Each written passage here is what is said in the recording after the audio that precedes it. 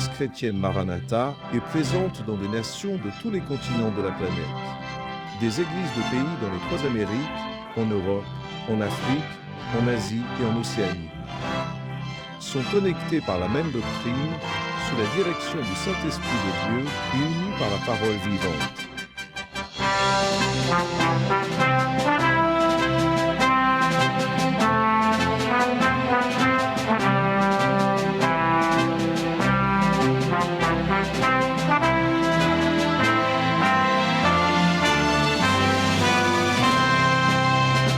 Frères de toutes les régions du monde participent au même culte, ensemble, dans le même corps et le même esprit.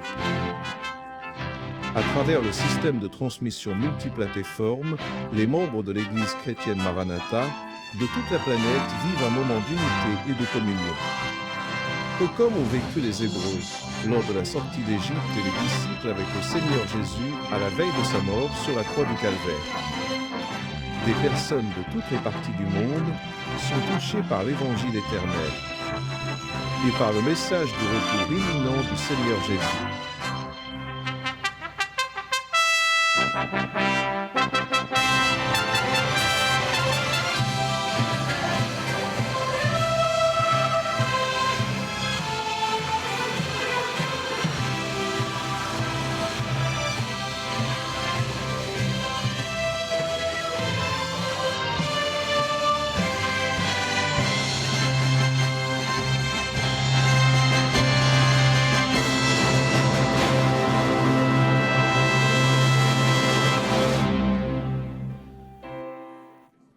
Nous saluons tous les participants de cet événement Trompette et Fête 2024 avec la paix du Seigneur.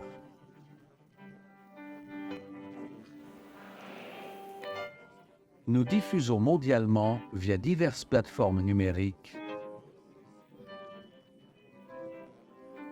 directement de Manin, dans l'état d'Espírito Santo, avec traduction en plusieurs langues.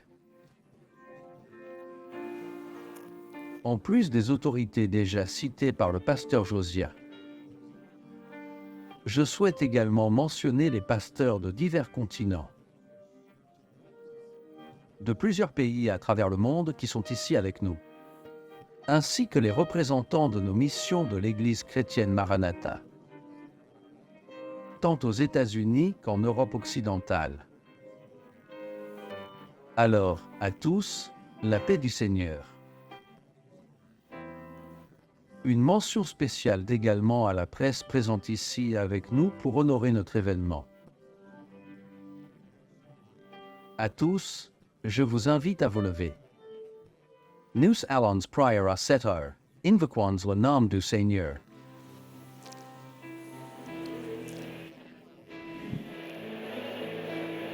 Nous invoquons ton nom Seigneur, mentionnant le sacrifice du Seigneur Jésus. Et nous clamons par la puissance glorieuse du sang de Jésus, par le Saint-Esprit de Dieu, afin que cet événement soit une bénédiction glorieuse.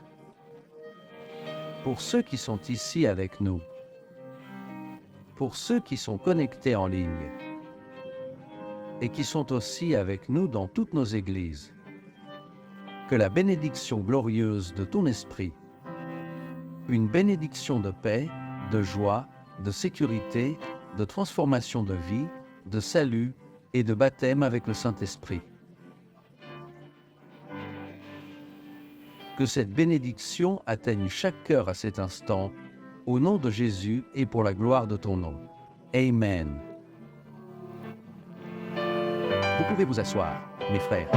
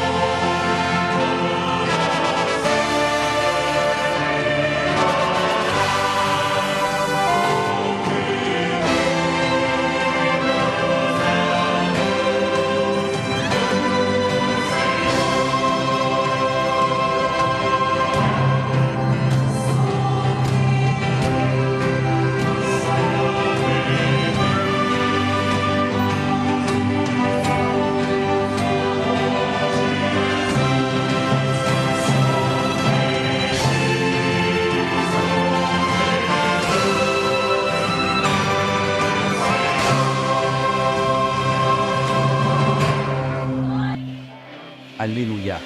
Alléluia au nom du Seigneur. Gloire à Jésus. Mes bien-aimés, cet événement est une proclamation au monde des signes et des avertissements.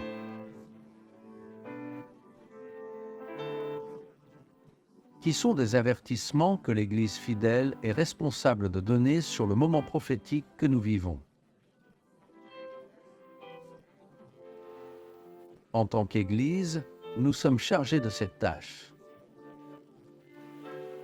Les signes qui seront montrés ici, pendant cet événement, pointent vers la venue glorieuse du Seigneur Jésus. Et il y a un mot, le mot Maranatha. Le mot Maranatha est composé des mots Maran et Atha, signifiant « Notre Seigneur vient ». Alléluia. Paul parle de ces mots. Dans 1 Corinthiens, chapitre 16, verset 22, il dit « Si quelqu'un n'aime pas le Seigneur Jésus-Christ, qu'il soit anathème. » Et il termine en disant « Maranatha ».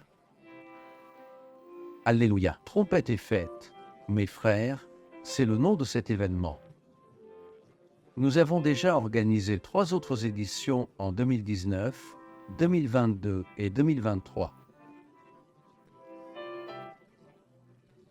Occasion où des réponses ont été données aux questions que l'homme vit en ce moment prophétique. Nous voulons montrer dans cette première partie certains signes et avertissements que la Bible nous donne. Tant dans l'Ancien Testament que dans le Nouveau Testament, en particulier dans l'Apocalypse de Jean. Et dans le ministère du Seigneur Jésus, quand il était parmi nous. Ce sont quelques événements servant d'avertissement, attirant l'attention du monde sur les occurrences des faits, comme ceux que nous observons un jour que personne n'oublie. Le 11 septembre 2001, aux Tours Jumelles et au Pentagone. Ce jour, nous dit Sophonie, un prophète qui a vécu et prophétisé. Vers l'année 640 avant Jésus-Christ. Et il a dit prophétiquement, ce jour-là est un jour d'indignation, jour d'angoisse et de tourment, jour de tumulte et de désolation, jour de ténèbres et d'obscurité, jour de nuages et d'obscurité dense.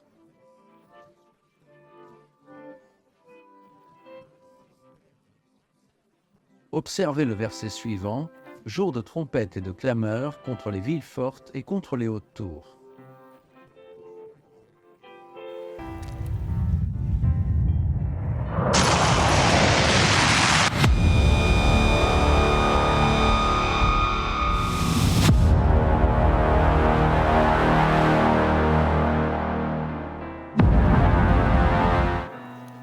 Voyez, mes frères, les signes que le prophète Sophonie a prophétisés 640 ans avant Jésus.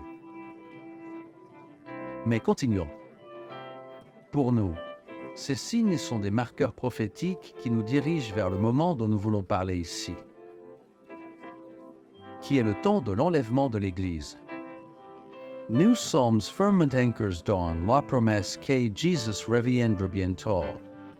Nous rappelons au premier événement, un sujet concernant les problèmes géophysiques, cites dans le livre de l'Apocalypse chapitre 8, à te présent, les sons de trompettes. Le texte montre une occurrence dramatique. C'est très intéressant, car dans l'éternité, le temps n'est pas compté, mais la Bible dit qu'il y a eu un moment, une période. Voyons, Apocalypse 8h01, un silence dans le ciel pendant presque une demi-heure. C'est donc un événement dramatique dans l'éternité, une intervention divine, qui marquerait le début de nombreux événements avec des changements et transformations dans l'œuvre créatrice. Alors nous allons observer rapidement le son des trompettes. Nous allons voir le premier ange qui sonne la trompette, Apocalypse 8h07. Voulez-vous lire cette partie ensemble avec moi? Allons-y tous ensemble. Et le premier ange a sonné sa trompette, et un tiers des arbres a été brûlé. Alors, mes frères, nous percevons déjà les effets de cette trompette qui résonne. Elle a sonné. Voyons, voyons.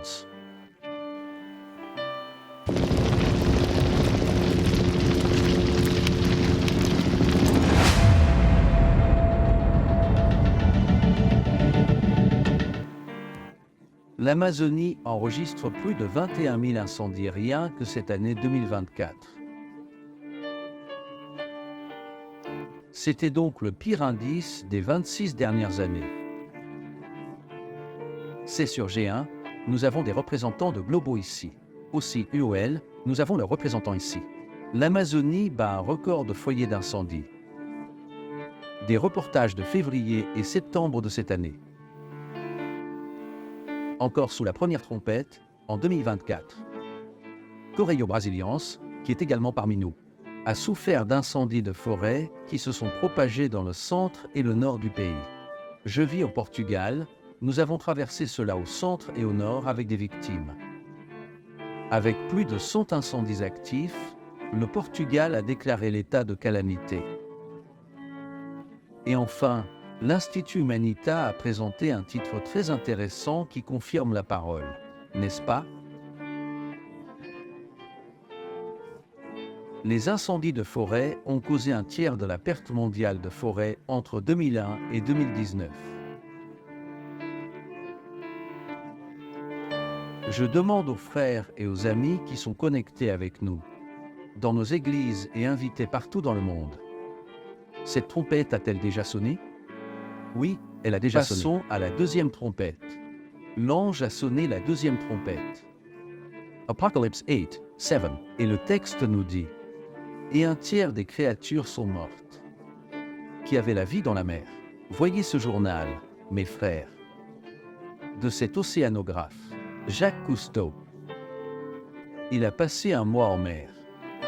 En recherchant, il est parvenu à la conclusion que 40% des êtres vivants de la mer, au cours des 50 dernières années, ils avaient déjà disparu. C'était en 1970. Au Globo a préparé un reportage pour célébrer les 50 ans de cet événement en 2020. Et a déclaré que la communauté scientifique reste très préoccupée. Pourquoi? Parce que les effets de la première trompette ont continué et maintenant la deuxième trompette a également sonné. Alors, nous allons voir une vidéo sur la pollution afin que les frères se fassent une idée de l'état de notre planète.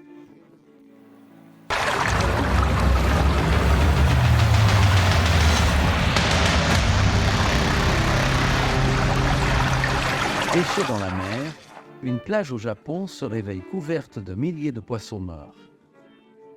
Le portail Terra nous montre. Cette trompette a-t-elle déjà sonné, mes frères? Oui, elle a déjà sonné. Passons à la troisième trompette. Une grande étoile est tombée du ciel et elle a frappé un tiers des rivières. Et sur les sources des eaux, le nom de l'étoile était Absinthe. Alors, nous allons voir et nous souvenir du plus grand désastre de 1986. Le plus grand accident nucléaire de l'histoire. Voici la BBC News montrant cet accident et ses répercussions sur la pollution mondiale. Et la CBN, qui est liée à Globo, montre cela, n'est-ce pas? Un tiers des rivières de la planète est polluée, indique un nouveau rapport de l'ONU. Cette trompette a déjà sonné? Oui, déjà. Et maintenant, mes frères, le quatrième ange a fait sonner la trompette. Et la Bible dit qu'il s'est passé cela. Pardon, avant cela. Le pasteur Jodel Tiguero me rappelle que cette centrale nucléaire est à Tchernobyl. Tchernobyl est situé au nord de l'Ukraine. Et ce nom en ukrainien signifie « amer ». Et le texte biblique dit que les eaux sont devenues absinthes et qu'elles sont devenues amères. Alors les frères voient le lien prophétique avec les événements de nos jours. Loué soit le nom du Seigneur. Cette trompette a sonné. Maintenant, le quatrième ange a fait sonner sa trompette, et un tiers du soleil, de la lune, des étoiles a été frappé. Et nous voulons rappeler, mes frères, que cette quatrième trompette sera le moment. Quand elle sonnera, ce sera le moment de l'enlèvement de l'Église. Paul nous dit qu'au son de la dernière trompette, les morts en Christ ressusciteront d'abord. Nous, les vivants, seront transformés et enlevés. Alors, pour nous, la quatrième trompette est la dernière. Mais elle donne déjà certains signes. Ainsi, voyez, Jésus aussi, dans son sermon prophétique. Jésus a affirmé cela, mais je voulais montrer quelque chose, mes frères, en allant rapidement vers ce que Jésus, dans Matthieu 24, Luc 21 et Marc 13.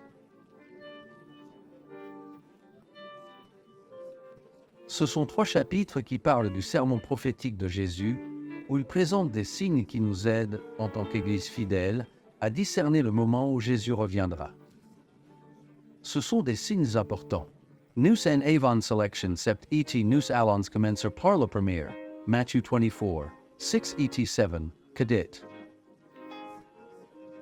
Vous entendrez parler de guerre et de rumeurs de guerre, nation contre nation, royaume contre royaume.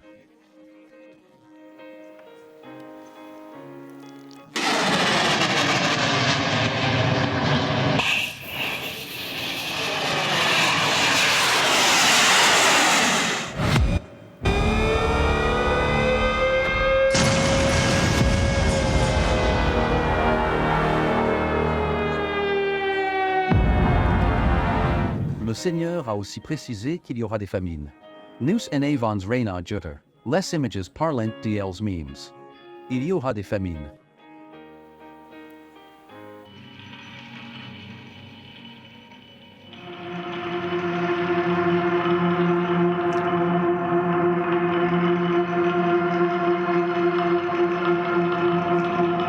Comme rappelé, il a été mentionné ici à propos du G20.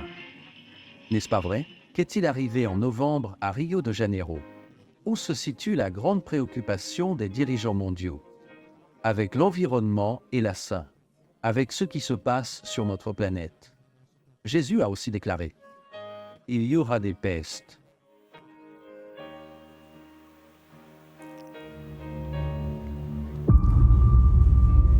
Qui ne se souvient pas d'un monde agenouillé à cause de cette peste qui a frappé toute l'humanité, la COVID-19. Non seulement nous, en tant qu'êtres humains, mais aussi la communauté scientifique et toutes les gouvernances. Pestes. Et il y aura, comme la Bible le dit, des tremblements de terre en divers lieux. Nous avons eu des tremblements de terre en Syrie et en Turquie l'année passée. Regardez ces images.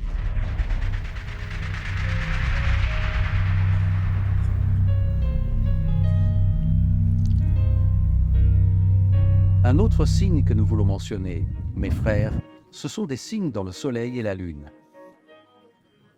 Vous pouvez projeter cette diapositive qui montre le trou équivalent à 60 planètes Terre apparues sur le Soleil. Au Globo a diffusé cette nouvelle. Nos frères en sciences et foi nous ont soutenus. Alors, mes frères, observez, ce sont déjà des signes que la quatrième trompette est sur le point de retentir. Nous avons la une tache solaire étrange qu'inquiète les scientifiques, car, en plus de cette tache sur le Soleil, nous avons aussi des signes parmi les étoiles. Elles disparaissent sans laisser trace. Et je veux conclure mon message en disant que, pour nous, il y a un signe prophétique mentionné par Jésus. Il est dit dans Matthieu 24h32, vous pouvez lire avec moi, s'il vous plaît. Apprenez donc, lisons, cette parabole du figuier, lorsque ses branches deviennent tendres et que des feuilles apparaissent.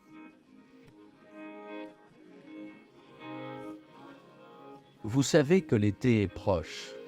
De même, lorsque vous verrez toutes ces choses, sachez qu'il est proche, aux portes. Alléluia. Le pasteur Jodelti va détailler ce sujet sur Israël. Mais ce signe pour nous est le suivant. L'organisation d'Israël comme nation en 1948 est un signe prophétique. Que Jésus est à la porte. Loué soit le nom du Seigneur. Je veux conclure ici. Lisons ensemble le prophète Joël chapitre 2, verset 1.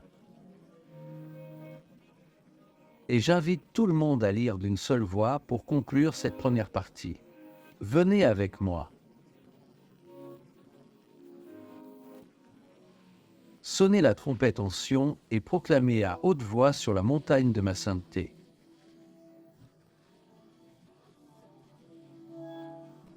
Que tous les habitants du pays tremblent, car le jour du Seigneur vient et il est proche.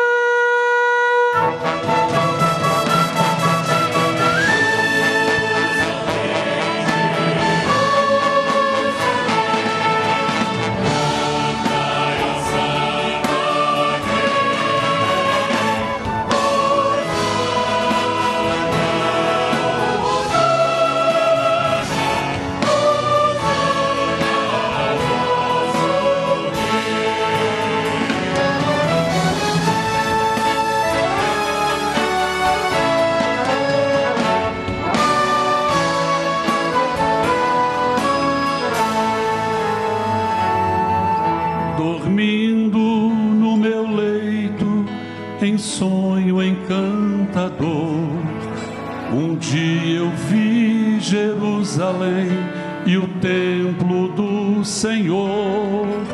Ouvi cantar crianças e em meio ao seu cantar rompeu a voz dos anjos do céu a proclamar. Rompeu a voz dos anjos do céu a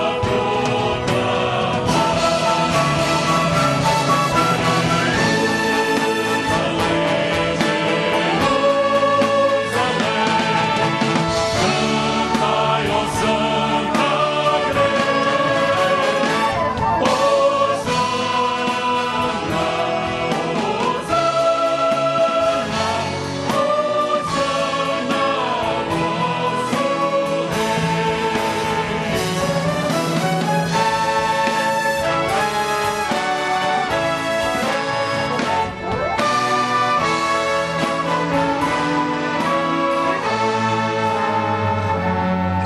Então o sonho se alterou, não mais o som feliz.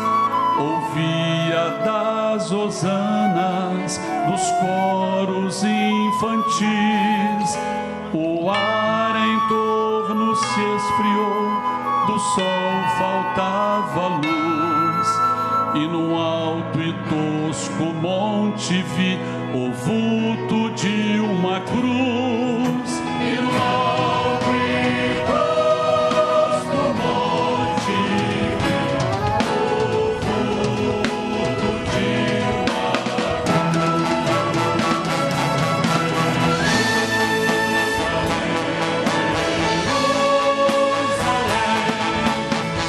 aos anjos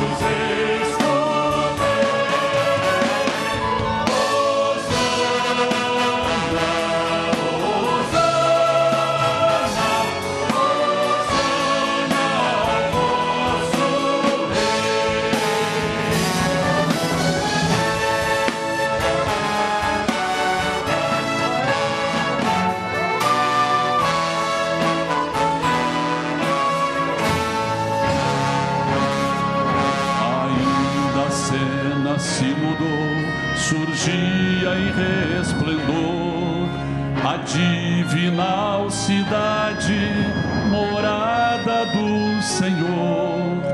Da lua não brilhava luz, nem sol nascia lá, mas só fugia a luz de Deus, muito pura em seu brilhar. E todos que queriam sim podiam logo entrar na muito feliz Jerusalém, que nunca passará. Na muito feliz Jerusalém, que nunca passará.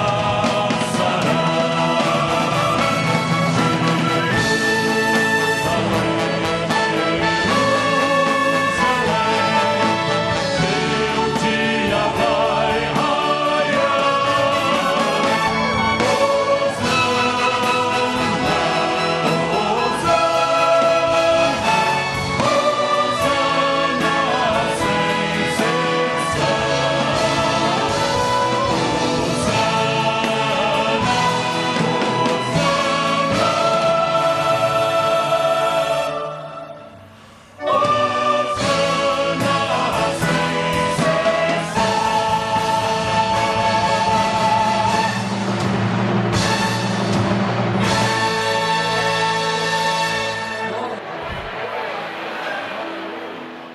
Nous espérons que personne ne soit plus effrayé.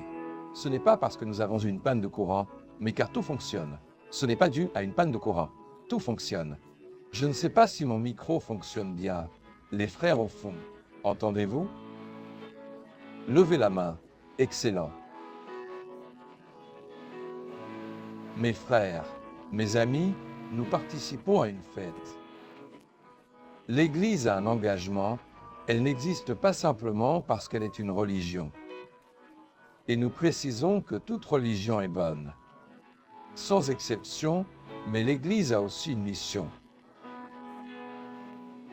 Son temps est déterminé de façon prophétique. Ce n'est pas question de dire que ce sera aujourd'hui ou demain. Personne ne sait. La Bible parle de la venue du Seigneur Jésus, mais ne spécifie ni le jour ni l'heure. C'est excellent car cela donne le temps au peuple de se préparer. Chacun peut faire sa propre analyse. C'est une question très importante. Nous ne souhaitons pas que quiconque ici se sente gêné d'être ici. Parce que notre objectif n'est pas de sortir les gens de leur zone de confort. Qu'elle soit religieuse, spirituelle, familiale ou rien de tout cela. Personne n'a besoin de changer d'adresse pour quelque chose d'insignifiant. La bénédiction se trouve dans l'homme dans cette vie. Et plus que jamais, chaque individu doit prendre ses décisions. Parce que la parole du Seigneur dit que cela concerne chacun, pas un groupe. Le groupe, c'est l'Église. Voilà ce qui est ici. Mais chacun rendra compte de lui-même à Dieu. Et je veux maintenant revenir à notre sujet. Et à cet instant, nous voulons adresser un message à Israël. Frères, observez, lorsque nous parlons à Israël, nous parlons sous un angle prophétique. Israël est en conflit avec ses voisins. Cela ne nous concerne pas actuellement. Ce n'est pas notre rôle d'entrer dans des querelles religieuses. Alors, ils ont ce souci. Mais regardez, la Bible, la parole de Dieu, pointe vers ce qui est un temps prophétique. Cela s'appliquera à tout le monde ici, pour chrétiens, non chrétiens, peu importe. Pour juifs, peu importe. Alors, il y a un projet, un plan. Dieu a tracé un plan. Ce plan s'accomplit sur une période couvrant 6000 ans. Mais avant 6000 ans, il y avait la période des dinosaures et tout le reste. Nous ne nous occupons ni des dinosaures, ni de la théorie de l'évolution. Nous traitons du plan auquel nous appartenons, nous sommes des personnes. Nous ne sommes pas contre les primates. Mais nous ne pouvons pas les offenser non plus. Regardez, pour nous, qu'est-ce qui importe? 6000 ans, c'est le temps destiné à l'œuvre créatrice de Dieu qui ne va pas encore se terminer. Car il reste encore 1000 ans. C'est ce qu'on appelle le millénaire. Alors, voyons ici le tableau qui va être placé. Voyons ensemble. Exactement, le tableau est excellent. Alors nous pouvons voir dans les cercles 1000 ans, puis 1000 ans.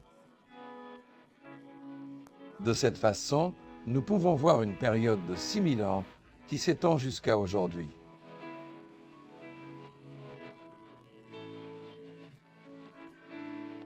Alors, ce tronc que vous voyez là, c'est comme l'histoire du monde. Et dans cette histoire, Dieu a distingué deux aspects, se concentrant sur deux projets. Un pour Israël, ce qui n'a rien à voir avec nous, et l'autre pour l'Église. Mais Israël fait partie du projet. Que ce soit bien ou mal, c'est dans le projet et c'est prophétique. Et maintenant, je m'adresse à Israël. Veuillez, s'il vous plaît, retourner voir à nouveau la diapositive précédente. Il y a un appel à Israël que nous proclamons ici. Et en hébreu, le mot schéma signifie « Écoute Israël ».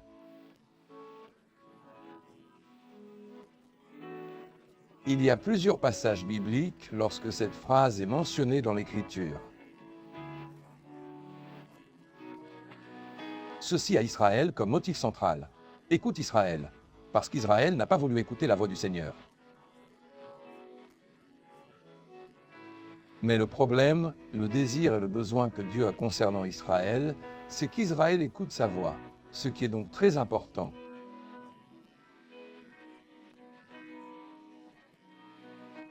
Le mot « schéma Israël » est le moment que nous vivons actuellement. Alors parlons de ce qui s'est passé. Retournons à la deuxième diapositive. Le deuxième panneau qui montre les années. Alors Israël est invité à comprendre ce moment qu'il n'a jamais compris.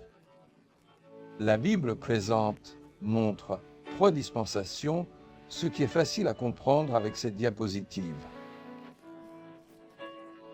Alors, première dispensation, 2000 ans, est là. D'Adam à Abraham, voyez, au début c'est ainsi et ensuite 2000 ans de plus.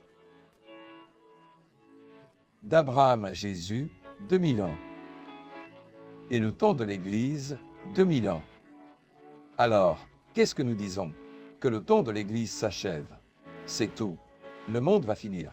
Cela ne nous concerne pas. Jésus va chercher l'Église. Mais le temps de l'Église touche à sa fin. Et c'est pour cela que nous avons été appelés. Quand nous disons Maranatha, nous ne sommes pas une religion.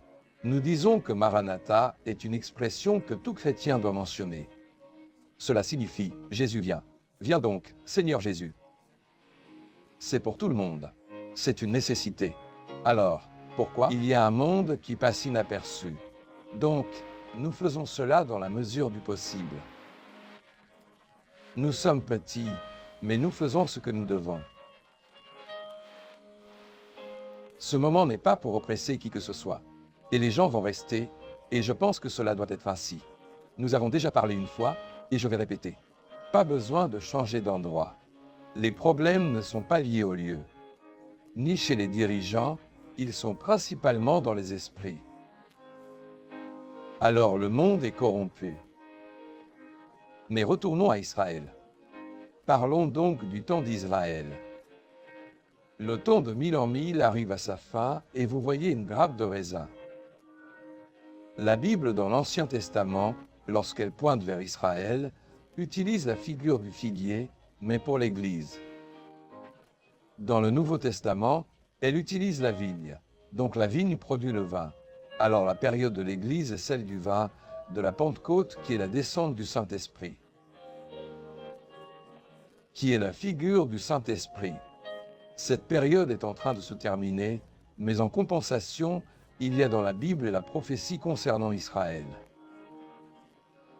C'est prophétique et il ne sert à rien de changer. Le ministère de Jésus a 2000 ans. Il a visité le peuple, il est né là à Nazareth. Il était le prophète de Nazareth en Galilée. Il était connu. Et sa prophétie dit ainsi.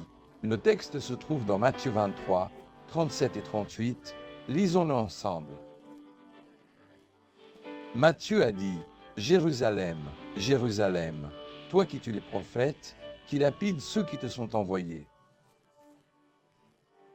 Combien de fois ai-je voulu rassembler tes enfants comme une poule rassemble ses poussins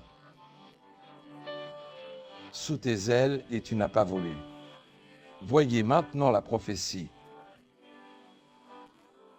Voici que votre maison vous sera laissée déserte.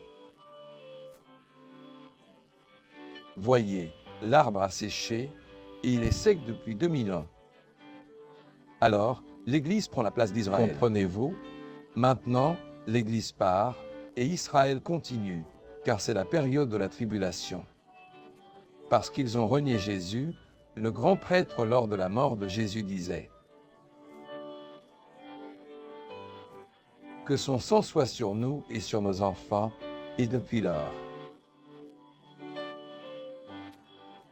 Ils n'ont plus jamais connu la paix. Les grandes persécutions, dont nous allons parler bientôt, le prophète Jérémie dit ainsi, « Comme il pleure, il se lamente ainsi, la mort est montée par les fenêtres. » Comme nous sommes ruinés, les cadavres de ce peuple giseront comme du fumier dans la rue. Cela s'est passé, les cadavres étaient comme du fumier, mais le peuple reste inchangé, il ne s'est pas repenti. Et Dieu a une conversation avec eux qui n'est pas la nôtre. Notre jugement n'a aucune valeur. Nous devons prendre soin de l'Église. C'est ça notre préoccupation, car c'est nous qui devons rendre compte à notre Dieu. Là continue la prophétie. Car des jours viendront sur toi, Luc 19, 43 et 44. Lisez avec moi. Car des jours viendront sur toi où tes ennemis t'entoureront. De tranchées te assiégeront et t'enserreront de tous côtés. Et ils te renverseront, ainsi que tes enfants en toi. Et ils ne laisseront pas en toi pierre sur pierre. Voyez les frères. En l'an 70, Titus est entré, a détruit, a tout anéanti. Le peuple est parti, le figuier a séché. C'est prophétique. Notre grande préoccupation est cela. Ce n'est pas pour faire peur aux gens, mais pour dire les faits. Les événements sont prophétiques, l'Église doit être prophétique. Et quand elle cesse de prophétiser, elle ne remplit tout simplement pas sa mission. Ainsi, c'est un aspect prophétique, il y a d'autres manières de prophétiser. Mais ici, nous devons aller droit au but parce que les faits sont clairs et visibles. Et ainsi vient une autre prophétie. Là dans Matthieu 24, 32 et 33. Celui qui a prophétisé, c'était Jésus lui-même. License, quand ces rameaux deviennent tendres et que les feuilles émergent.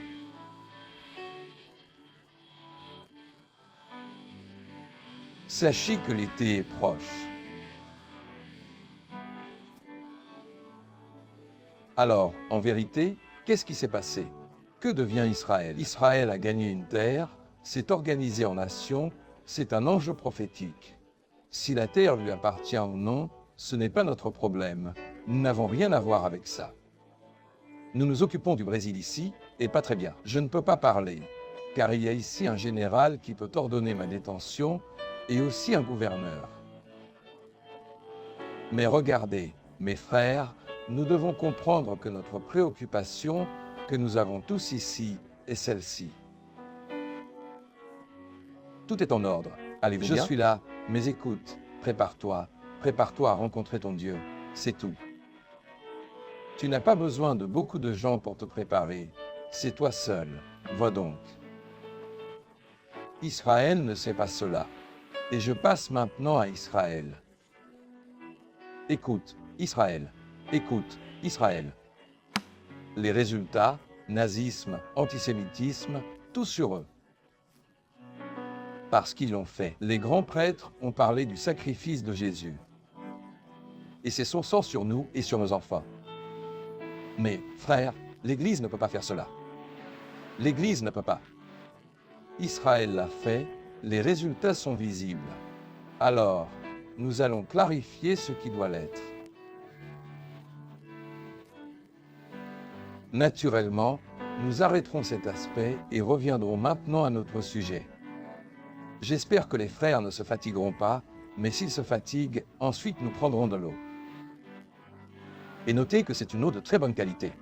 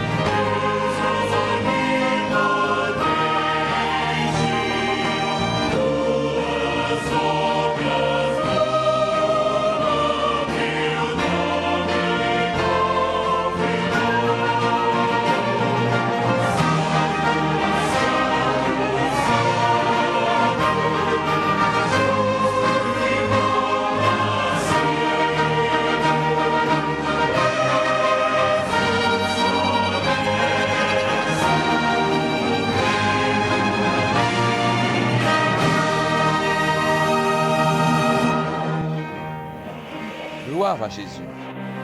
Mes frères, mes amis, maintenant, c'est notre tour. Nous allons parler de ce qui s'est passé, que tout le monde connaît. Pas besoin de le dire, le monde est en crise. Le monde a toujours connu des crises, mais aujourd'hui nous avons une crise différente, l'augmentation de la population, l'indifférence face à la réalité des choses.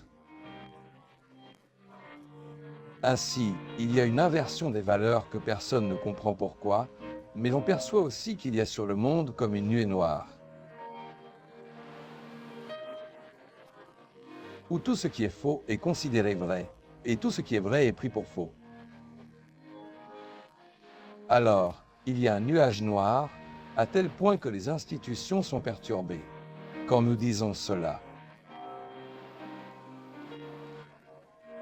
Pas seulement ici au Brésil, mais dans le monde entier. C'est prophétique. Cela ne changera pas. Personne ne partira en courant sans direction. Vous vous êtes changé, vous allez changer? Cela n'existe pas. La responsabilité est personnelle. Chacun sortira d'ici. Et chacun de ceux qui nous écoutent devra étudier que la responsabilité est personnelle. Non, je vais bien, ça va, c'est le problème. Mais nous devons dire certaines choses nécessaires. Alors, aujourd'hui, en résumé, aspect biblique de la situation. Voulez-vous voir? Le prophète Habakkuk. Quand vous dites prophète, alors vous avez les soi-disant petits prophètes qui sont dans l'Ancien Testament, qui sont Agui, Zacharie, Malachi, Nahum, Habakkuk, Sophanie, sont appelés prophètes mineurs. Jérémie, Isaïe, Ézéchiel sont des prophètes majeurs. Ce n'est pas parce qu'ils sont plus grands en stature, mais c'est à cause de la quantité qu'ils ont écrite. Les mineurs, tous, observez, tous sont venus 500 ans avant Jésus-Christ. Ils ont tous prophétisé sur l'Église des derniers jours. Pourquoi? Parce que l'esprit de prophétie agit en Israël, mais cela ne fonctionnait pas. Alors, l'Esprit du Seigneur a agi pour prévenir l'Église afin qu'elle ne reste pas dans la situation dans laquelle Israël est resté, visible. Alors, tout le soin des prophètes, alors vous verrez que toute la prophétie des petits prophètes était liée à l'Église des derniers jours. Vous voulez voir? Je vais citer seulement Habakkuk ici. Allons-y, vous pouvez l'écrire au tableau là. Habakkuk, je vais exposer 3 aspects qui sont bien clairs dans le moment que nous vivons. Alors, nous avons ici la faillite des leaders. Quand nous parlons de faillite des leaders, oubliez-le, le gouvernement, le maire, le gouverneur, le député, le président, oubliez-le. Parce que la faillite n'est pas lui seul, la faillite est celle du système. Alors, le système l'oblige à échouer, il n'a pas le choix, sinon il ne va pas plaire. Donc la faillite des leaders. Vous pouvez lire Habakkuk 1h14. Vous pouvez le lire? Allons-y. Habakkuk 1:14. Est-ce possible de mettre? Ah, excusez-moi. Et tu feras les hommes comme des poissons de la mer, comme des reptiles qui n'ont personne pour les gouverner. Personne ne gouverne. Personne n'accepte le gouvernement. Personne ne veut. Le gouvernement fait tout ce qu'il peut faire, mais il ne sert à rien. Donc, rien n'y fait. Aucun système n'a satisfait l'homme. Personne. Mais vous faites tout ce que vous pouvez. Et on ressent la difficulté. En décembre, nous prions pour les autorités tout le mois. Cela peut être A, B ou C, parce qu'ils ont une responsabilité. Ce n'est pas pour décourager. Certains se découragent en chemin, mais d'autres tiennent bon. Et administrer aujourd'hui, c'est s'équilibrer sur une corde raide, sur un fil de cirque pour pouvoir subsister. Donc, vous devez respecter ce groupe qui effectue des sauts périlleux sur la corde raide, comme on le faisait autrefois.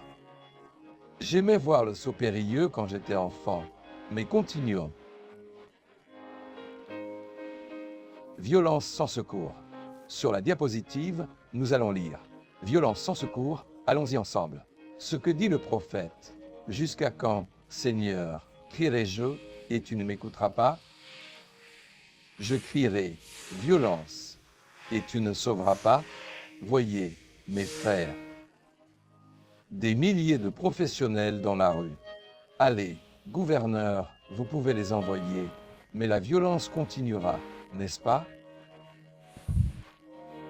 Pas de secours, il n'y a rien à faire. Regarde, le secours, il n'y en a qu'un, c'est Dieu.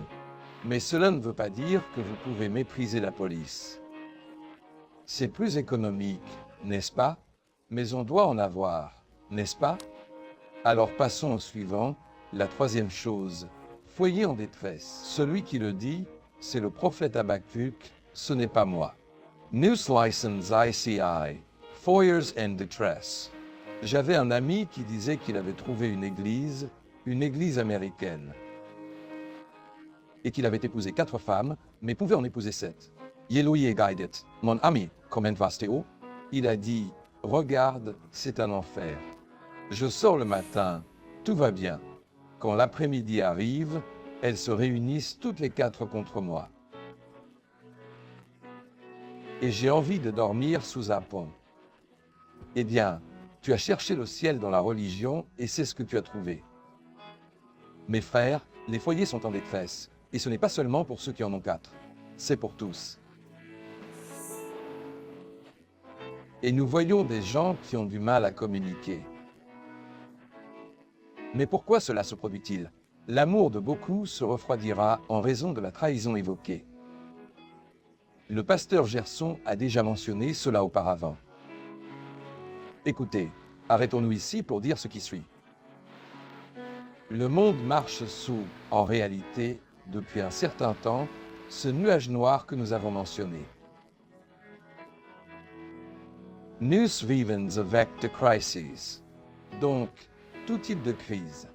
Nous avons reçu une nouvelle du journal, le gouverneur préoccupé par les inondations. Avec ce qui arrive, la température, que ferons-nous? Ensuite, je veux savoir ce qu'il fait, ce que tu prépares, parce que ce n'est pas facile. Mais regarde ici, c'est une crise, la faim, la soif. Nieuwsvevens Selah, tout cela a déjà été mentionné.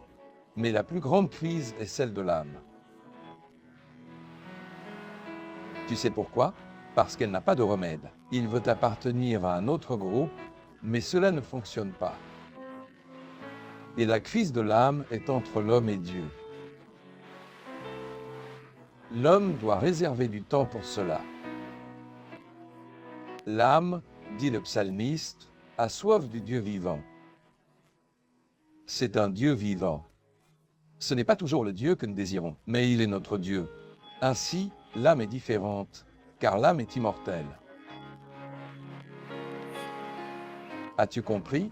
Ainsi, elle ne se nourrit que des choses de l'éternité. Et c'est pour cela que nous montrons qu'il est extrêmement important que l'Église et le christianisme se mobilisent dans une dimension prophétique.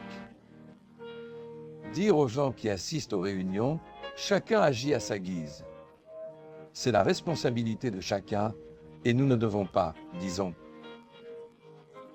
donner un exemple ni, disons, intervenir dans la vie des gens. Mais prophétiquement, l'Église doit être prophétique. Elle ne peut pas être rationnelle. Le prophétique est ce qui est éternel. Cela ne passe pas par l'homme. Je vais examiner maintenant, plus loin. Je vais résumer car notre temps est déjà presque écoulé et nous ne pouvons pas le dépasser. Et le pasteur Josiah est déjà préoccupé par cela. Revenons ici, les crises, donc, elles existent. Le christianisme s'est profondément impliqué dans les domaines de la philosophie et de la théologie. Tout fonctionne bien. Tout fonctionne bien. Vous pensez alors, la philosophie est-elle un péché? Non. La philosophie est un enchantement et elle est nécessaire. L'homme, dans sa raison, en tant que philosophe, fonctionne bien. Mais le philosophe est lié à son époque. Et aussi, l'un pense une chose, l'autre pense déjà autrement. Aucun, sauf ceux qui sont grands, n'accepte Aristote pensant d'une manière. Platon d'une manière différente, Socrate d'une autre. Tu comprends? Alors, la philosophie, en tant qu'enseignement et connaissance, est un enchantement. Mais elle ne conduit pas l'homme à l'éternité. Elle fossilise l'homme, car à cause de sa rationalité, il reste captif. Alors vous demandez, est-ce mauvais?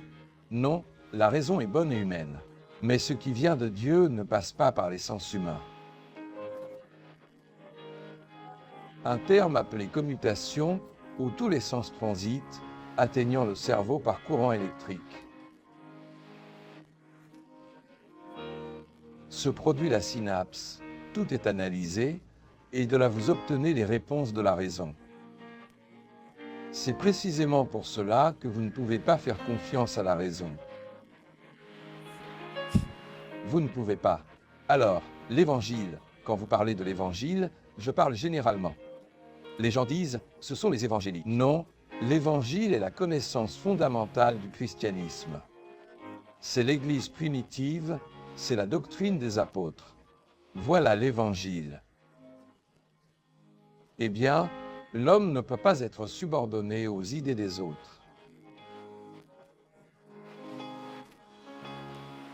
Et la philosophie a pénétré la vie de l'Église à travers toutes les époques.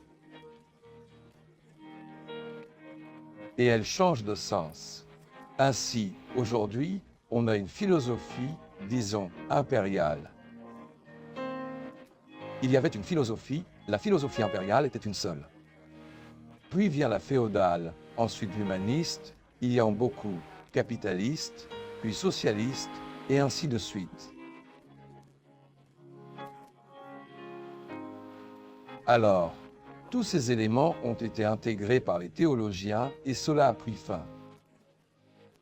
Parce que philosophie et théologie relèvent du domaine de la connaissance.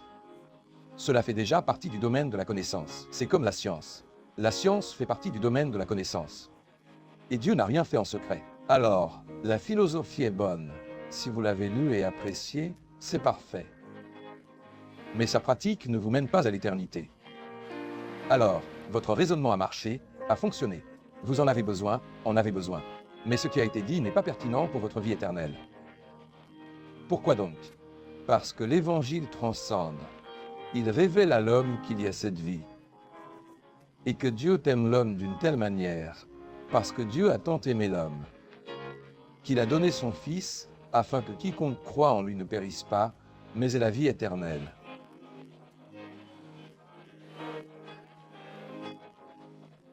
Le détachement, même les philosophes eux-mêmes l'ont compris. Kant, par exemple, disait que la foi était théorétique, c'est-à-dire purement théorique. Kant était rationaliste. Vous trouverez d'autres, comme Locke, qui disait « Quand la foi découle de la raison, la vérité se situe entre sensation et réflexion, pure émotion. Compris ?» Alors, chacun exprime sa décision, sa définition. Descartes, il est venu après la réforme protestante. Et il était un peu effrayé par ce qui était arrivé à la scolastique médiévale. La scolastique médiévale a porté, avec la religion, tout le processus jusqu'à la réforme protestante du XVIe siècle. Que ce soit juste ou faux, peu importe, c'est terminé.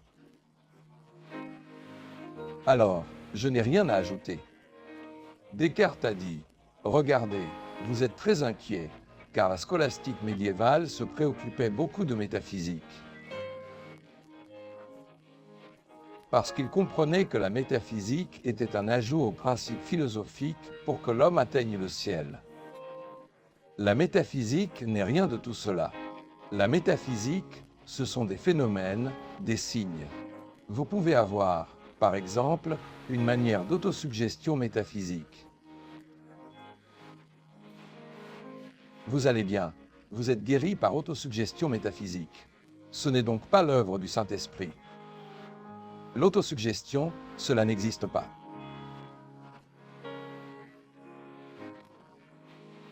Alors, nous comprenons que tout cela s'est produit, ce que le monde a adopté et qu'on appelle foi idéologique, mais qui n'amène pas l'homme à une expérience réelle avec Dieu.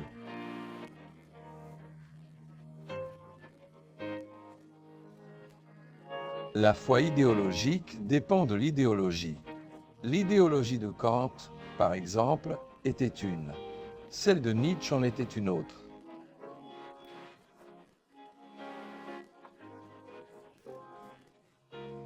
Regardez ici l'idéologie des grands théologiens après la réforme protestante. Vous allez lire Schurz, Bultmann, Brunner, Kierkegaard.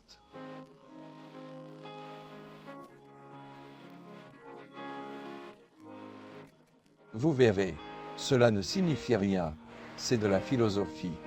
Alors le théologien qui a appris la philosophie de Kant et de Liszt, savez-vous ce qu'il a écrit? Dieu est mort.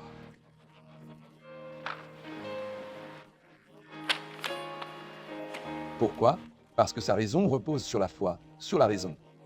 Et il dit ainsi, l'autre dit ainsi, raison dans la foi, c'est toute raison sans foi. La raison dans la foi est toute raison sans foi. Regardez ici. Pourquoi? Parce que la foi est un don de Dieu. Je ne vais pas m'étendre beaucoup, mais je vais montrer ici maintenant à nos chers téléspectateurs. certaines choses montrant que cette transcendance n'existe ni en théologie, ni en philosophie. Regardez, commençons ici par ce panneau sur les origines de la foi. Vous voulez savoir si votre foi est vraie? Allez à sa source. Allons aux origines de la foi. Allons-y. Alors, beaucoup de gens d'aujourd'hui peuvent arriver et dire « Ah, je pensais que c'était comme ça, mais maintenant je crois que c'est autrement. » C'est exactement cela. Il y a une foi dans la création. Elle trouve son origine dans l'œuvre divine. Et vous verrez, le texte biblique dit ceci. Au commencement, Dieu créa le ciel et la terre. Ainsi, l'œuvre créatrice a un début et une fin. C'est écrit là, en haut, au début. Donc, le principe de cette œuvre créatrice est relatif. Parce que tout ce qui concerne l'homme est relatif. Ce n'est pas le principe absolu que vous verrez juste après. Donc, dans l'œuvre créatrice, le mot pour montrer sa base en hébreu. Parce que la Bible a deux parties, en hébreu dans l'Ancien Testament et en grec dans le Nouveau Testament. Donc, dans l'Ancien Testament, le mot pour tout, pour la foi, pour toute invention est là.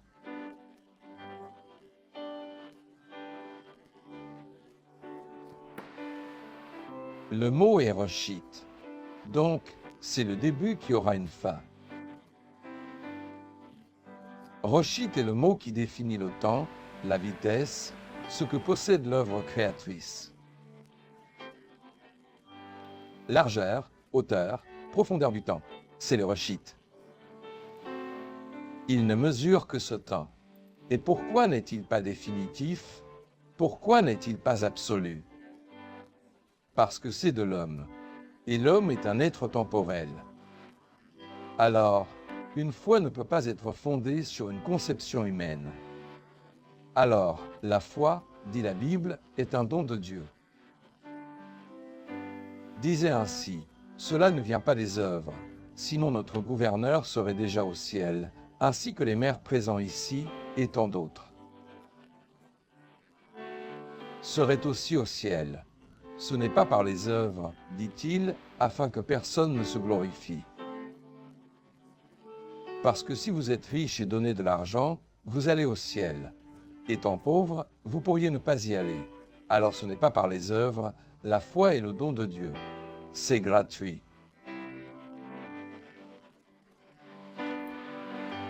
Aucun de nous ne méritait cela, mais un jour. Voyez comment cela s'est passé avec Paul. Paul était sur le chemin de Damas pour persécuter l'Église. Paul avait une mauvaise réputation. Il avait sa propre religion. Et pensant, je vais tuer, emprisonner, mais sur le chemin de Damas, il a eu une rencontre avec une révélation. Jésus est une révélation. Ce n'est pas une idole, alors il doit se révéler à vous. S'il se révèle à vous, il peut se révéler pleinement. Vous êtes tous ici, prêts pour tout. Pourquoi? Parce qu'il aime l'homme. Alors, il se révèle. Les gens transforment tout. Alors, Jésus est mort sur la croix, a versé son sang, le sang biologique. Mais le sang biologique est resté au sol. Il a versé son esprit. Il n'existe pas de corps sans sang. Alors, l'Église est le corps de Christ lorsque le sang de Jésus, c'est-à-dire le Saint-Esprit, est en elle. Quelle est la fonction du sang dans le corps? C'est nettoyer et nourrir. C'est cela que fait le Saint-Esprit. Pour cette raison, l'Église doit être connectée à ce qui est prophétique, à ce qui vient de l'Esprit Saint. Notre vie doit en dépendre. Très bien, allons-y. Je parlais de l'œuvre créatrice.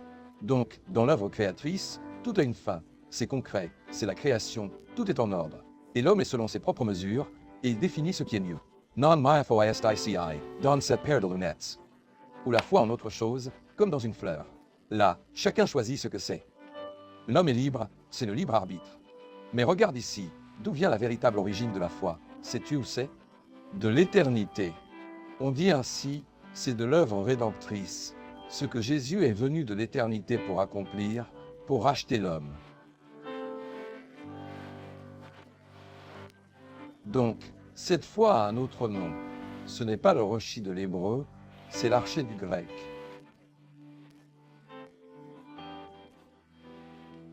En ce qui concerne la relation de l'homme avec Dieu. Là, vous allez au premier verset de l'Évangile selon Jean. Au commencement était le Verbe. Le Verbe existait déjà avant toute chose. Parce qu'avant toute chose. Alors, cette foi doit venir de là. D'accord? Alors vous vous demandez, la philosophie vient-elle de cette foi? La théologie vient-elle? Ah, mais je suis théologien, cela ne pose aucun problème. Alors, je vais définir ce qu'est Dieu ici. Dieu est un esprit dans son essence. Sagesse, justice, puissance, sainteté, amour, miséricorde, grâce. Si quelqu'un se convertit parce que j'ai dit cela ici, qu'il lève la main. S'il s'est levé, il peut se rasseoir, parce que c'est faux. L'Esprit du Seigneur doit venir sur ta vie et il vient. C'est pourquoi la parole de Dieu dira, « Mon fils, donne-moi ton cœur. » Il ne veut rien d'autre que cela. Nous n'avons pas besoin d'argent, nous n'avons besoin de rien. Mes frères, mes chers bien-aimés du Brésil et du monde qui nous écoutent, le christianisme doit changer de direction. Pour ce moment, il doit dire « Non » ou tu vas vers l'expérience, tout est en ordre. Tu es en train de dire autre chose. Tu as évoqué une chose, mais ton expérience est ta grande nécessité. Le prophète, maintenant je vais y revenir, va dire le prophète Jérémie. Il a vu la situation du peuple de cette époque. C'était la période de Nabuchodonosor. Beaucoup de persécutions, les villes étaient détruites, et il disait ainsi. Le peuple est détruit, des voix et des cris. C'était ce qu'il voyait dans la ville de Horonaïm. Ruines et grande destruction.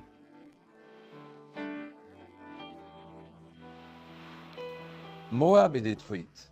Ses fils ont entendu les cris et les lamentations de pleurs, car à cause de la montée vers l'Uite, ils partiront avec des pleurs continus. Car à la descente de Horona, les ennemis de Moab ont entendu un cri lamentable.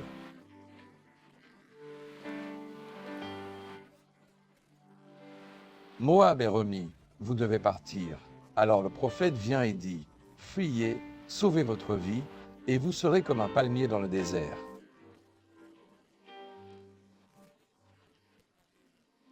Mes frères, l'un d'eux a même apporté un livre, et personne ne va le lire ici, d'accord? Tout d'abord, c'est en hébreu. Et moi aussi, je comprends très peu, sauf l'hébreu. Alors, ceci est Tanakh. Tanakh est une écriture en hébreu, dans l'original et aussi en portugais. Quand vous ouvrez une Bible en portugais, vous allez trouver le mot palmier et vous allez aussi trouver tamari. Le palmier est là, il est là-haut. Alors, c'est une plante qui déploie ses palmes, elle pousse vers le haut. Elle ne se ramifie pas et, de plus, elle cache un secret. Personne ne sait pourquoi le palmier résiste dans le désert, car il n'y a pas d'eau. Mais plus c'est sec, plus elle pousse. Ses palmes s'ouvrent et illustrent ceci, le juste, que personne n'est juste, et le justifié. Il grandira comme un palmier, se dressant vers le haut, et il donne, et plus le soleil de la justice de Dieu brille, plus sa justification dans votre vie. Lui te pardonnant, lui te bénissant, plus son soleil brille, plus les palmes s'ouvrent vers l'éternité.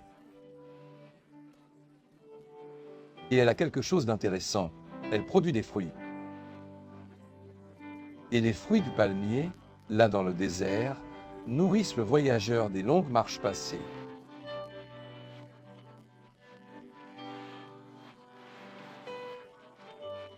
Sa nourriture était cela. Arrivé sous un palmier, c'était son repos.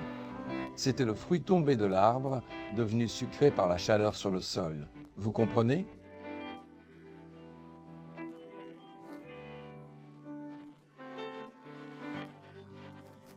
Alors il mangeait, Et le dicton dit qu'un fruit du palmier permettait de marcher 3 jours de plus. Mort et résurrection. Le dattier est le symbole du Seigneur Jésus. C'est le symbole de sa vie. Sa vie semble se retirer. Le monde est dans cette difficulté où l'un dit une chose et un autre dit autre chose. Fuyez vers le désert. C'est votre moment avec le Seigneur. Voyez, vous n'allez pas au désert pour voir un roseau agité par le vent, mais pour voir un mouvement, comme le dit Jean.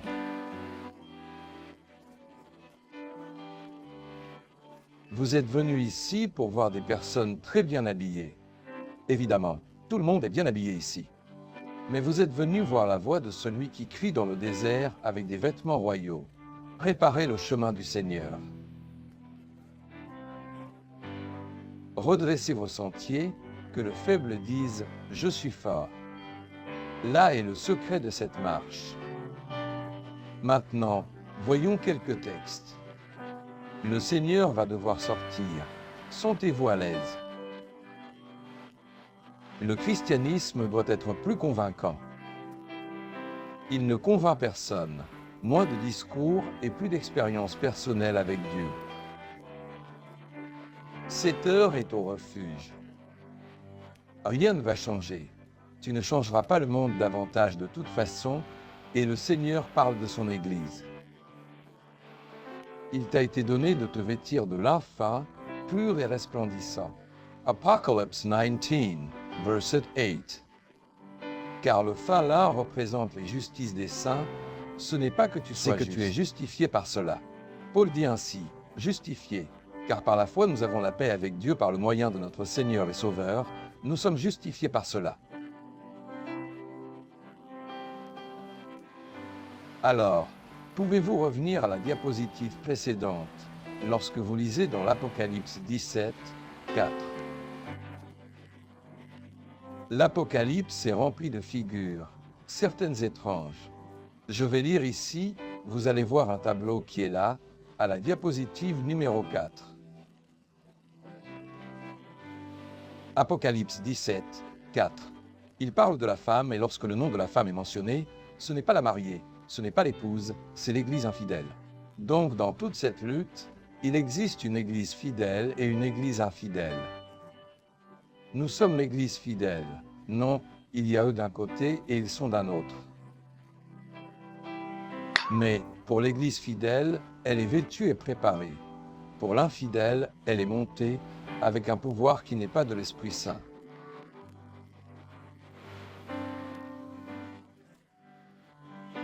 Apocalypse 17h04. Regardons ensemble ce passage. Il parle de cette femme.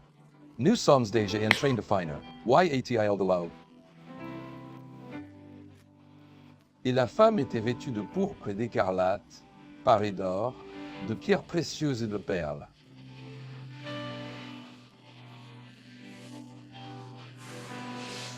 Elle tenait dans sa main une coupe d'or remplie des abominations et de la souillure de sa prostitution.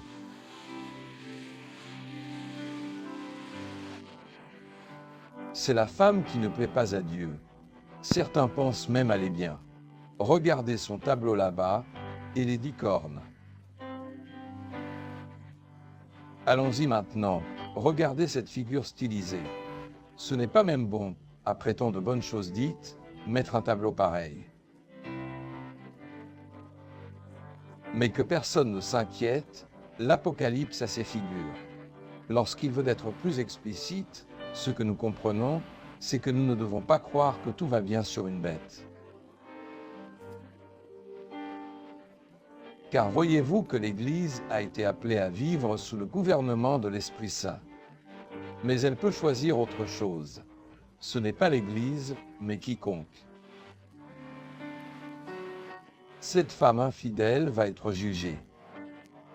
Elle va être jugée, assise sur une bête avec 7 têtes et 10 cornes, chaque instrument signifiant un pouvoir. Alors nous ne sommes pas impliqués dans cela.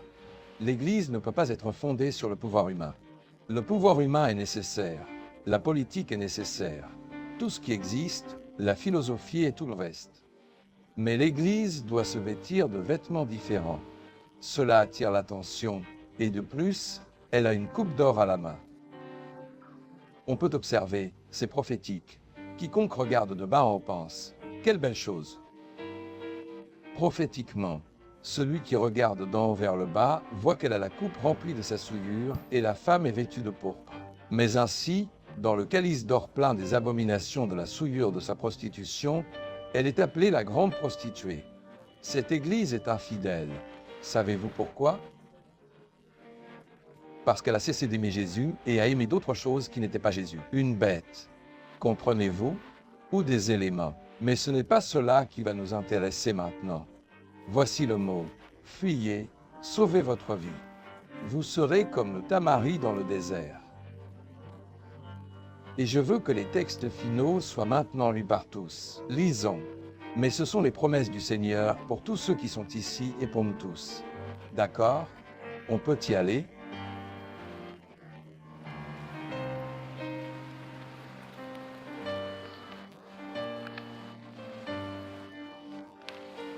Les textes que nous allons lire maintenant, comme je l'ai dit, sont les promesses de Dieu pour son Église, pour ceux qui souhaitent l'action de Dieu dans leur vie. Enfin, n'est-ce pas?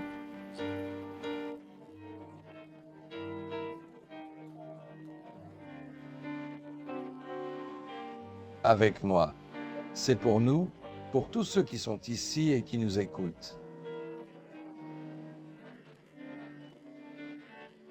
Et après ces choses, j'entendis au ciel comme une grande voix d'une grande multitude, disant « Alléluia ! Le salut, la gloire, l'honneur et le pouvoir appartiennent au Seigneur notre Dieu. »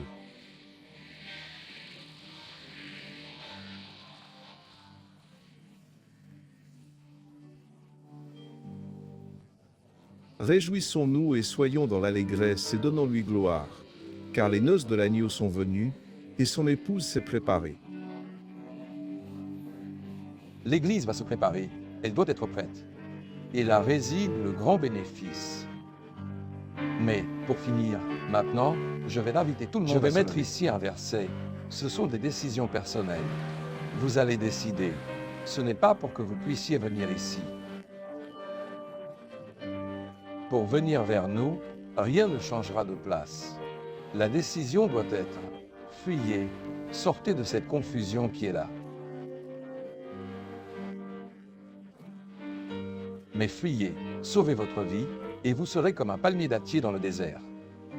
Vous allez produire des fruits pour les voyageurs, ceux qui cheminent dans la vie, fatigués, et Jésus dit, « Venez à moi, vous qui êtes fatigués et chargés, et je vous soulagerai, et vous trouverez du repos pour vos âmes. »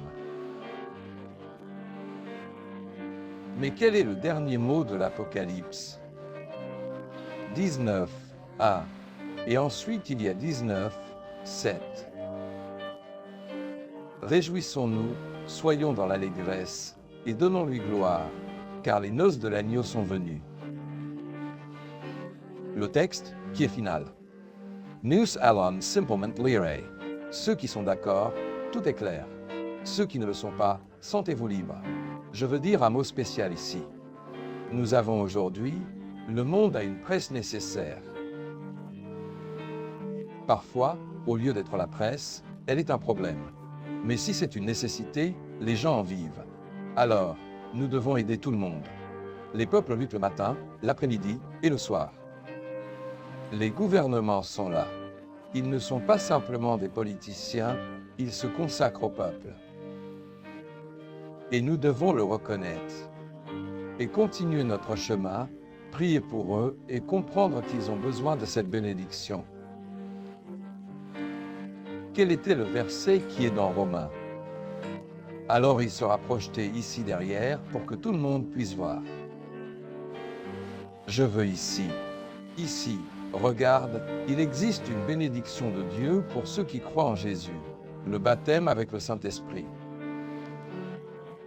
Tu peux être baptisé indépendamment de moi. Et en dormant, cette nuit l'Esprit va te visiter.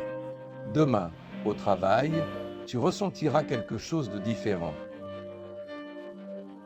Le cœur réchauffé, la joie, une chose que tu ne comprends pas, c'est la visitation du Seigneur. vas-tu comprendre que le Seigneur ne s'intéresse pas à qui tu es. Si tu es beau, laid ou pécheur, cela ne l'importe pas. Et la religion a beaucoup cela. Elle aime savoir s'il faut être bon, beau ou bien habillé. Le Saint-Esprit, s'il visite ton cœur, c'est alors le moment de partir. Avec moi, donc, ceux qui ont compris ceci. Romains 10, 8. Mais que dit-il? La parole est près de toi, dans ta bouche et dans ton cœur. C'est la parole de foi que nous prêchons. À savoir, si tu confesses de ta bouche le Seigneur Jésus, et si tu crois dans ton cœur que Dieu l'a ressuscité des morts, tu seras sauvé. Amen.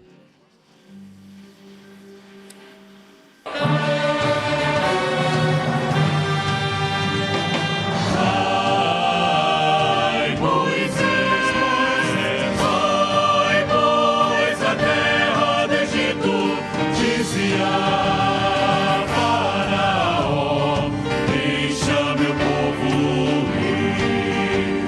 No Egito estava Israel, deixa meu povo ir. Opresso e sem suportar, deixa meu povo ir. Vai, Moisés, vai, pois a terra do Egito dizia Faraó, deixa meu povo ir. No Egito desceu, pois Moisés, deixa meu povo ir. Mas Faraó persuadiu, deixa meu povo ir. Vai, Moisés, vai, pois a terra do Egito dizia Faraó, deixa meu povo ir. Deixa meu povo ir.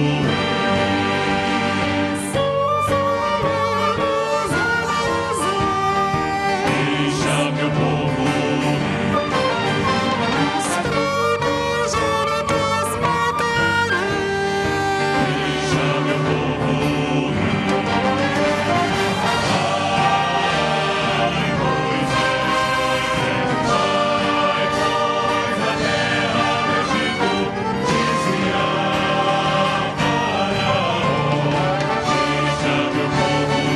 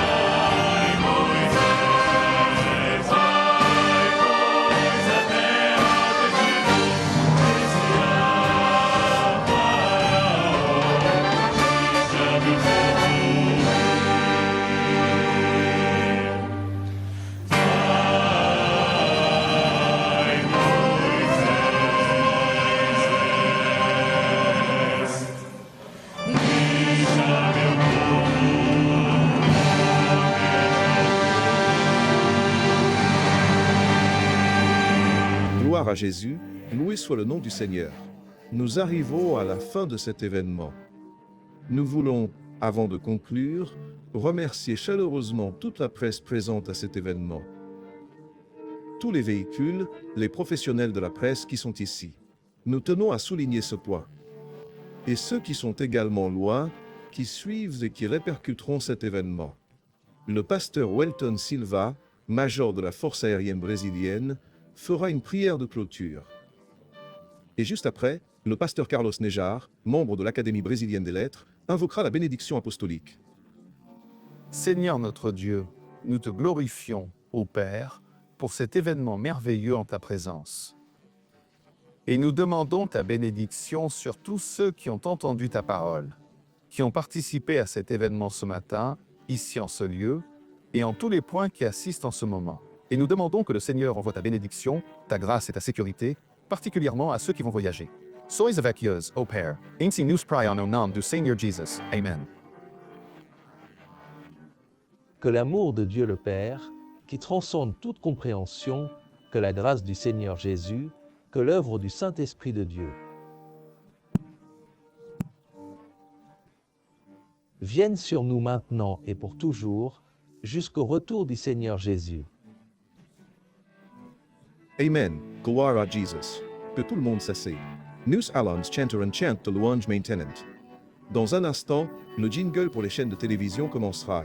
Et ensuite, après le chant de louange, nous dirons adieu à ceux qui sont présents ici au Mana.